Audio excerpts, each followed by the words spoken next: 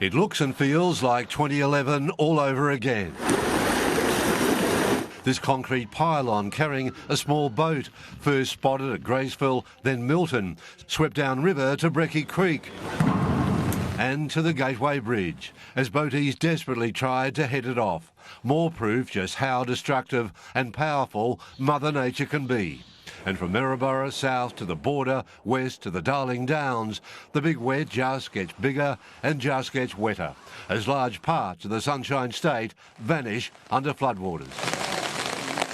Just sitting over the entire southeast of our state. The human cost has so far been extraordinary and heartbreaking, including an SES volunteer swept away while trying to save others at Kalana near Ipswich. She was a much-loved member, really appreciated by her fellow SES members.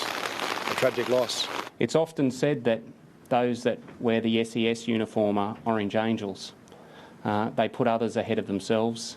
It is, they say, the worst weather event in over 20 years. We have the entire catchments of southeast Queensland which are being inundated. In some areas, more than 600 millimetres in the 21 hours to 6 a.m.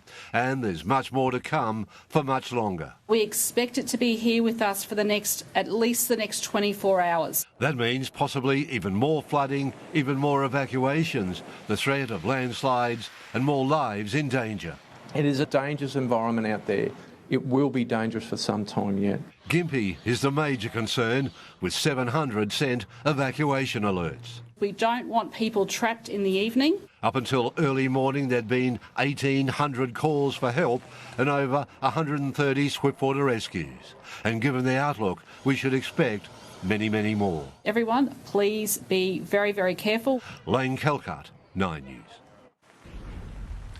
Well, as Lane mentioned there, Gympie, we know, is still the area of most concern this evening. That town cut off by floodwaters, and tonight there's a nervous wait ahead of those people.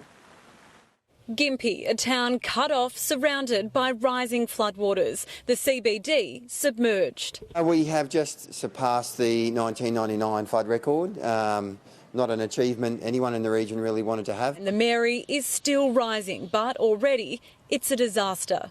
3 people were rescued from these floodwaters overnight, 2 men clinging to a tree for hours, while another one was plucked from the roof of the local football club grandstand. 3 o'clock this afternoon, police retrieved a vehicle that had been submerged near Gamborian, and very, very tragically, a male person was located deceased inside that vehicle. Unfortunately, we've had a small proportion of the community that haven't been listening to the warnings, and as a result, we've had to put emergency service officers' lives at risk. Residents are being evacuated by the boatload. Oh, I'm so lucky to be rescued. The Civic Centre turned into a makeshift hotel last night, home for hundreds stranded. Dozens of trucks line the Bruce Highway, stocked with food and crucial supplies. It could be a week before they're able to move. It's a big impact up north. It's really going to hurt them. Waist deep and racing against the clock. Residents getting what they can and getting out. The Nightingale family forced to leave their home at 1 a.m. We're on the floor at the moment with blankets. We're going to lose pretty much everything, and we've already lost everything that's underneath the house, and as soon as it reaches the floorboards, it's going to take everything else anyway. A popular local watering hole underwater, and so are many other businesses. Lives washed away in a flood worsening by the hour. Natasha Kramer, 9 News. Right now, dozens of evacuations are underway, and that is because the south side of Gympie, it is impacted by those floods and is too low. Every resident has been asked to evacuate or go to a higher ground at a family's house. Now, here on the north side, there are a number of residents that are also in low-lying areas that are impacted and have been asked to evacuate. The Mary River hit 21.96 at 5 p.m. It is still rising fairly quickly, so it's very much a watch and see situation, and very many nervous residents this evening, as well as authorities. Andrew? Now south, Mia Glover, she was at Yatala this morning. She's now made her way further south to Palm Beach. Mia, what's happening there? Well, Carl, as you can see, it is absolutely street here. We're on Angelica Street in the back of Palm Beach. It has completely gone under. Just look at that. And it just keeps rising and rising. It's rising so quickly. The high tide, well, it has finally hit us. And that is now coinciding with this heavy and intense downpour that we're getting. So many people are grabbing as much as they can from their homes down on this street and bringing it back, really. We saw somebody in a canoe grabbing their pet dog and their son, bringing that back up. We've also got people down on this street here as well. They're staying inside for now, but they can't get their cars out. They can't get themselves out. They're waiting on their driveways to see exactly what they can do and what is going to happen with this situation.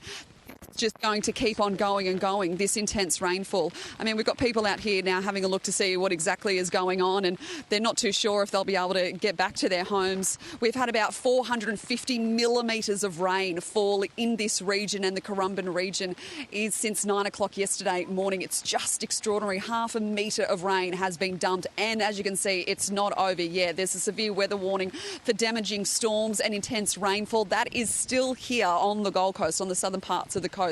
That is eventually moving south, though, into northern New South Wales.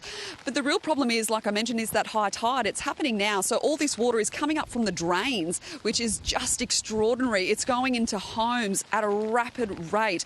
So many people say they've just had to abandon their homes. Already there's floodwaters up to their waist in their homes further down that street. There's also people waiting on the other side of this street to be rescued. They're stranded at the moment. They don't know what to do. They're just staying there waiting for help. As you can see, there's a bit of a torrent there. People are trying to clear their driveways. There's a car, as you can see, just coming up now. I'll get my cameraman to zoom in there. There's a car trying to come through this floodwater. Just extraordinary. It is so deep. And this is exactly what authorities don't want to see. They don't want anyone gambling with their lives and driving through these floodwaters. He's making waves because of this. It's just incredible. This is one resident who's really gambling with their life. They're trying to get out, trying to get to shelter, but this is just so dangerous.